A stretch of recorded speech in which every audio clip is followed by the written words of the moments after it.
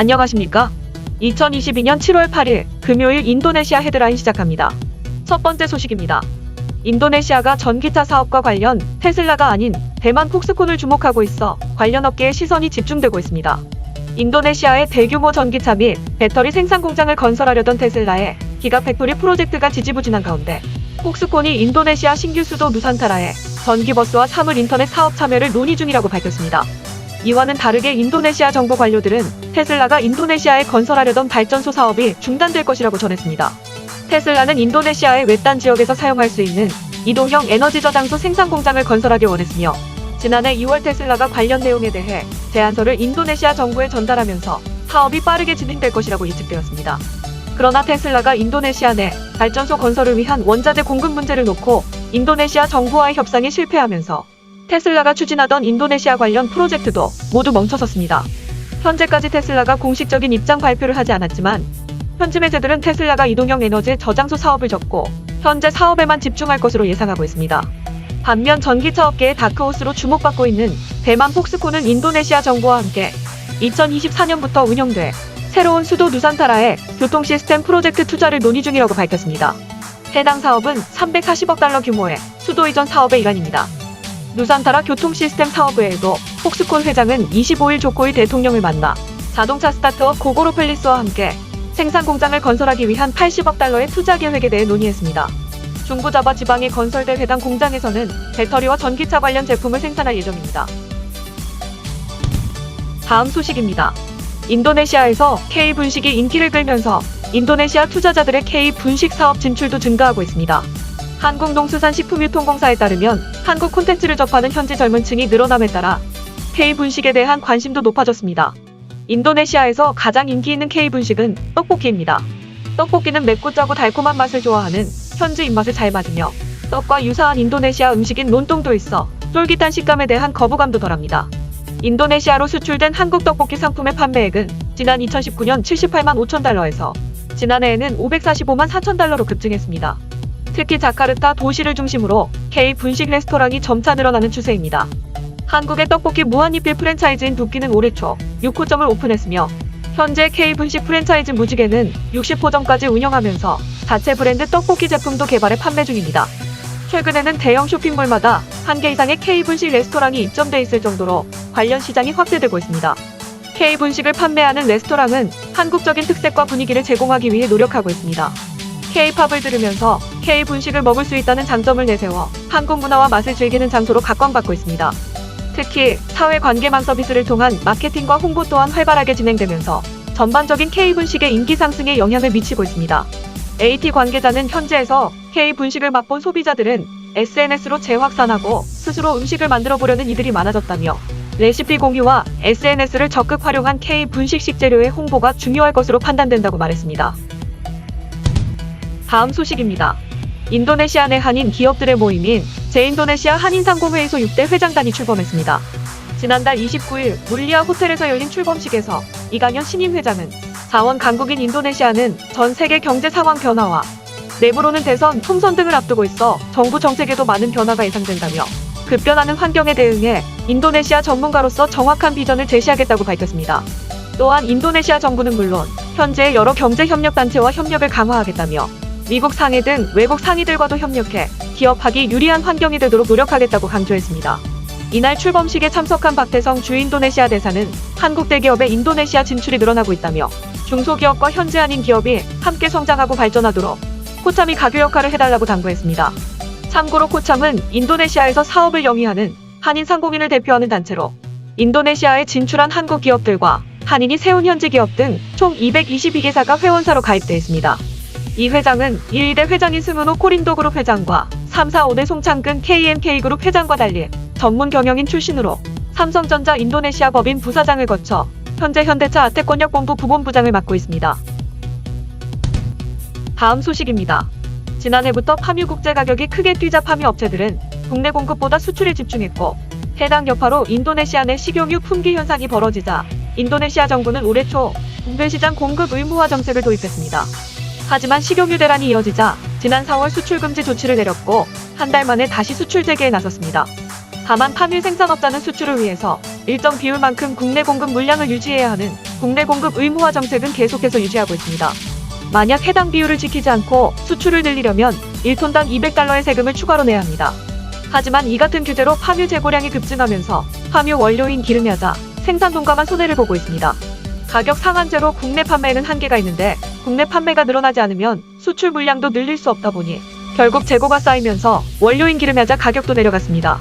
인도네시아 파묘협회에 따르면 2022년 4월 인도네시아 파묘 수출량은 208만 9천 톤으로 1년 전보다 20% 넘게 줄었습니다.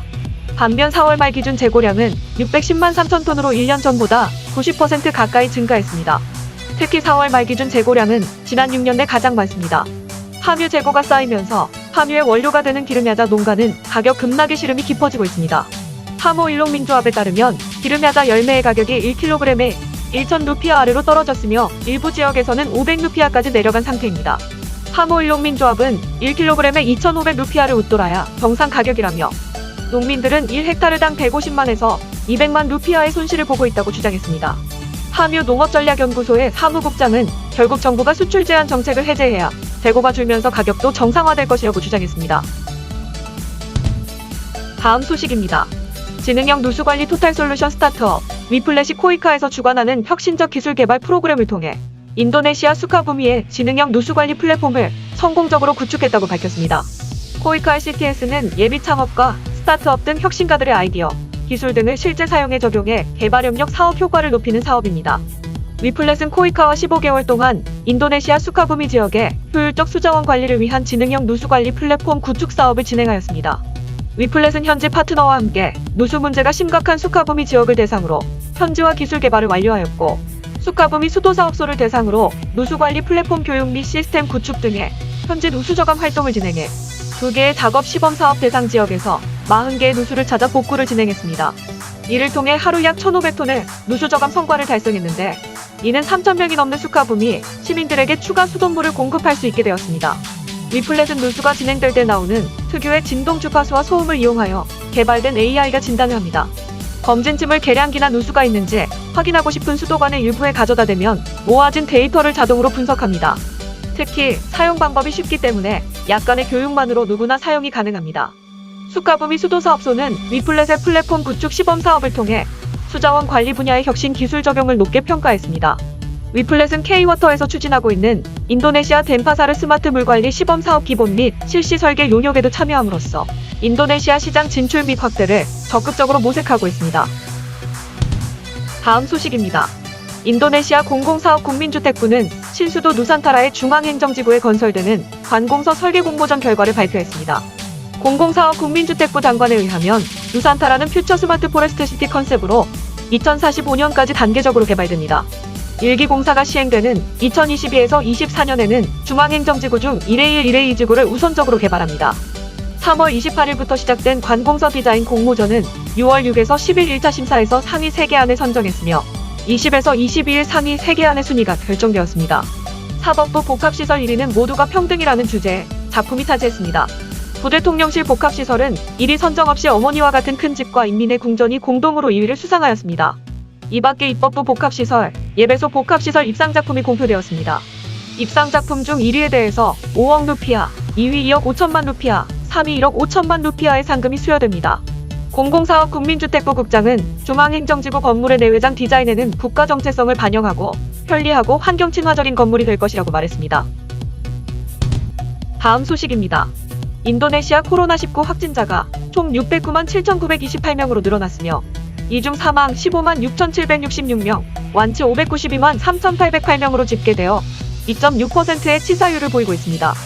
인도네시아의 코로나19 1일 확진자 수는 소폭 하락세를 보이다가 지난 5일 2,500명 수준으로 증가하였습니다. 정부는 앞으로 한 달간 자카르타, 보고르, 데폭, 땅그랑, 버카시 지역에 사회적 활동 제한 조치를 2단계로 상향 조정하기로 결정하였으나 내무부 장관이 취소하였습니다.